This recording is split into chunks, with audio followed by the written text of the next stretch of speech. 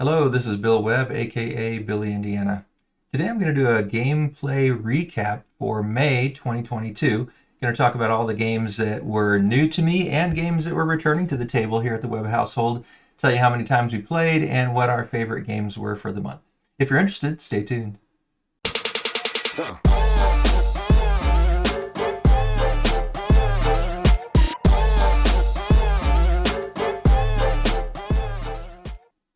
So in May, some of these games I don't actually have with me because they are games that I passed on to my kids and I was visiting them for a few days in Texas.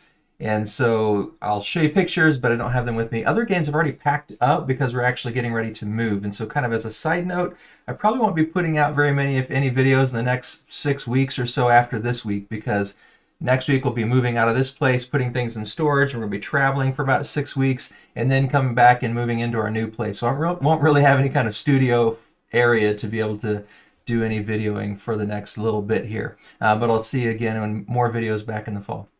All right, so I'm going to start with the games that were not new, games we had played before, we're playing again, starting from the least played up to the most played, then do the same thing for the games that were new to me. All right, first up in the not new to me games, my very first game's Rhino Hero Jr. by Haba. And just played this one with the grandkids, like I said, while I was visiting there in Texas for a few days. And that's one that we played before when they were living with us last year, but now just played at their house and they keep it there. Next up was Dragomino by Blue Orange Games, another one that I passed on to them and enjoyed playing with them again while I was visiting. It's a great little version of King Domino. It's simplified so that they can play their six and under, and so it was nice to play that one with them again. Another one is by Hasbro, and it's Scattergories, and I've actually never owned this game, but played it with my class at school. One of those last days of school, we were done with our exam and just had a little bit of time to kill, so found an online version, and I just passed out some papers, and we played together as a class, so that was kind of fun. Another one that I don't own the actual board game, but play it digitally occasionally, is Isle of Skye from Chieftain to King by Lookout Games. And it's kind of like a Carcassonne sort of tile playing game with a little bit more to it, a few different things where you're kind of bidding on which tiles you want to keep and sell. So it's an interesting tile laying game, and just played that online once. Next up from Cephalofair Games is Gloomhaven. Was only again able to meet one time in the month of May with my Gloomhaven group, but we did get a couple scenarios down in that night, continuing to enjoy going through that campaign. I think we're closing in on, I think, 30 scenarios. Must be in the mid-20s somewhere. And then we're going to have to take a little break here while I'm traveling over the summer, but we'll get back to it in the fall. Next up, Hedgehog Haberdash by Haba. Played this one a couple times. This one again at my grandkids' house, playing with the grandkids, and enjoyed that. It's building these you have these little cardboard hedgehogs, which are really cute, and you're pulling leaves out of a bag, and then you put them in. If they're your color, you put them on your hedgehog. If they're somebody else's color, you roll a dice to decide whether you're going to steal these leaves or take them out of the bag. Just a clever little game for kids. Next up is Ticket to Ride, and this is actually one that I do own and have with me. Actually played it online, didn't play this version. I played this version, but just played it online, the US map. And still enjoy Ticket to Ride. Enjoy just clicking on a few games of it every once in a while online. Haven't played it on the table in quite a while, but do continue to play it online a fair bit. So that's by Days of Wonder, Ticket to Ride. Next up, by Space Cowboys, we've got Splendor, another one that, again, just every once in a while I like to pull it out, get a couple more rounds in. This month I actually also played this one online, not the actual physical board game. Considering trading this one away just because we haven't played the actual board game version of it in so long, so I'm not sure about that, but we might end up trading this one along with the expansion because pretty much the only time I play it lately is online, but I still enjoy it, so torn on that one. But this one is a fun one. You're buying these chips and trying to collect them into sets and then trading them in for cards, and then trading those cards in for these tiles that should help you win points, and just basically a race to victory points. So enjoyed Splendor, Marc-Andre, Space Cowboys. Next up is one that I don't own. I do hopefully eventually want to own, and it is Explorers. It's a Ravensburger game by Phil Walker Harding, and it is a nice tile laying game. Well, it's more of a flip and write, I guess, not really tile laying. It feels like tile laying when you play it online because that's the only way I've played it, but you flip these tiles or flip these cards, I guess, in the real game, and then you're marking on the board. You're trying to map out. I actually have an online video. I'll link it here above so you can check that out if you're curious to see how that works online and get a feel for what the board game might work like. It's just now becoming available in the US, but with me moving, I didn't want to try to pick up a lot of new games. So once we're settled in the fall, I'll probably find a way to get that one. But played that one several times, Explorers by Ravensburger. And then the most played game that wasn't new to me, Cascadia by Randy Flynn, and it's put out by AEG and Flat Out Games.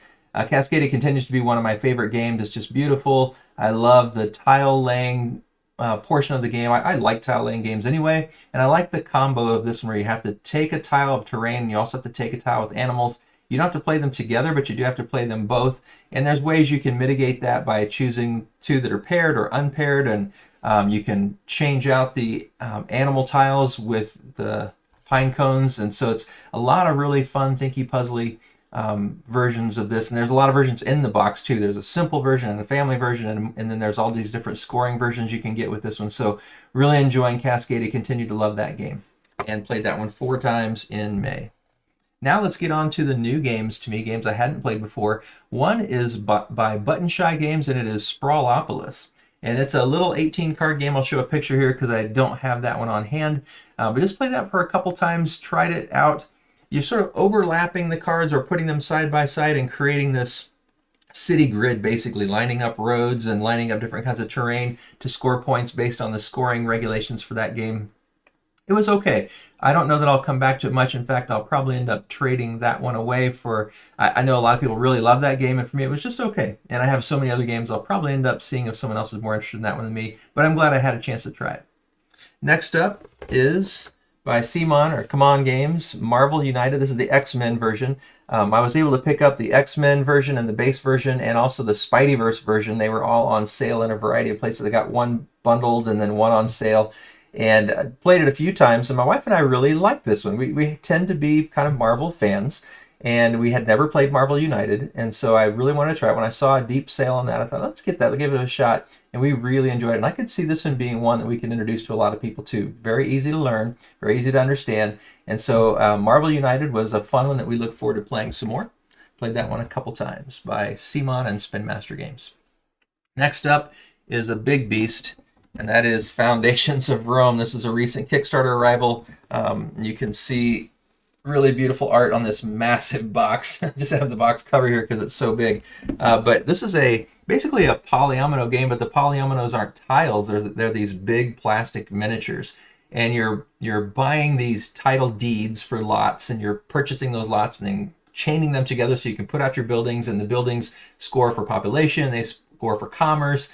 And so you're just trying to arrange them in such a way that you can end up having the most points by the end of the game. Played this one with multiple player counts this month and really did enjoy it. I think it's going to become kind of one of our favorite games because it's so beautiful, because the design in terms of the player trays and everything is so easy. You just slide them right out. You can be set up in 5 minutes. As big and grandiose of a game this is, you can be set up and playing in 5 minutes. And you can probably teach it in 5 to 10 minutes. It's quite simple. Just go through part of a round and everyone will know what they're doing. Now, they may have to think a little bit about strategy for a while, but it also has not only the normal competitive mode, but then it's got just tons of modules in it. It also has a cooperative mode, which my wife and I want to try. It also has solo mode. So all different kinds of things that we want to try in this. We've played with a couple of the expansions so far, the modules that are built in, but there's several that we haven't even looked at yet. So very much looking forward to playing this one. It's probably going to have to sit on a shelf until we get back. I don't think I want to travel with this big beast, but what a beautiful game. Really enjoyed playing that one a few times here in May. Next up, one that I've been working on putting a review together for, and that is Viticulture World. I'm trying to get some glare off of this over here. There we go, that's better. Viticulture World, this is a review copy sent to me by Stonemeyer Games, and I played this at multiple player counts as well. I still want to get in a solo play, and I'm supposed to receive, I ordered the wine crate myself after receiving the game here as a review copy. I have everything Viticulture already, and so I loved playing Viticulture World. I played it with my wife, I played it with my gaming group, multiple player counts. Really, really enjoy this cooperative version of Viticulture World. Viticulture has always been one of my favorite games, and getting to play it cooperatively, especially with my wife, with my gaming group, it was really a lot of fun. It took a little bit of time. We played with 5 players, so it was kind of long, but I still really enjoyed it. But with my wife, it was so much fun. She loves cooperative games, and she always liked Viticulture but didn't love it as much as me, so I'm excited about this because it gives me a chance to probably draw her in a little bit more. And enjoyed playing that one. Want to play it a few more times and be putting that review together here very shortly. Next up is one that's already packed away, and that is Winterhaven Woods by Featherstone Games. Joel Bodkin's the designer of that game and developer of that game. It's a beautiful little card game where you have all these different animals and you are building these woods forests and you're putting the animals in the woods, and then some of the animals are in the meadow. You have predators that might hunt the animals. You've got predators that hunt in the meadow, predators that hunt in the woods. You also have some steal cards where you can steal animals from other people, and you're basically just trying to build the best compilation of animals and woods that you can before the end of the game. This is one I'm torn on. I've only played it solo so far. I played it 5 times and enjoyed that solo game, but I'm not sure I loved it enough to want to keep playing it solo. So I want to play it with some other people and see how it goes with 2-player, 3-player, and see if I enjoy it more, or if that's going to be one that I might end up trading away as well. Very beautiful art, very striking art, and it's a clever gameplay.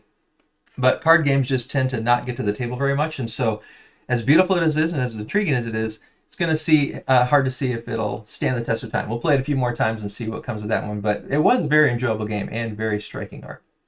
And then the last one, another one by Button Shy, and I actually picked up Sprawlopolis and the Skulls of Sedlec pack. I backed the Skulls of Sedlec Kickstarter because so many people have said that this is one of their favorite Button Shy games. So I got all the expansions for this one, and I've actually played all of them. So I played this 10 times in May, and really enjoyed this game much more than any of the other Button Shy games I played. I was a little disappointed by Tussie Mussy.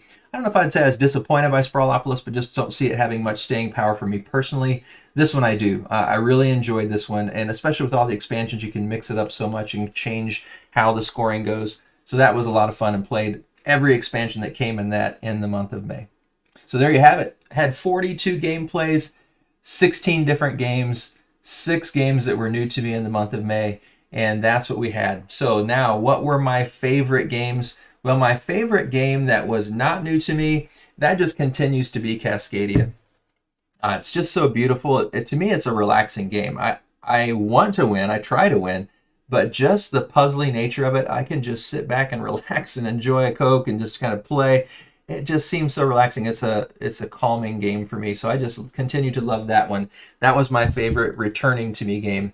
And then my favorite new to me game, it's pretty close. I mean, I kind of almost want to pick Foundations of Rome just because there's so much I really want to dig into that, with that still. And it was a lot of fun.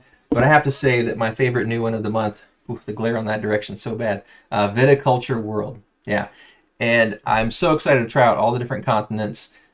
Still want to play it solo. Like I said, I'd like to try to play it with 3 or 4 if I have an opportunity to, but with the move coming up, I may not get a chance to do that before I need to go ahead and make that review video. So you can look for that. I will try to get that done before I move. I don't want to wait until August to do that. So that'll hopefully be coming to the channel soon. But this was my #1 new game to me of the month, Viticulture World by Stonemaier Games. So there you have it. Those are the 42 gameplays of the 16 games that I had the enjoyment of playing in May. Hopefully you enjoyed hearing a little bit about these games, kind of some mini reviews for each one.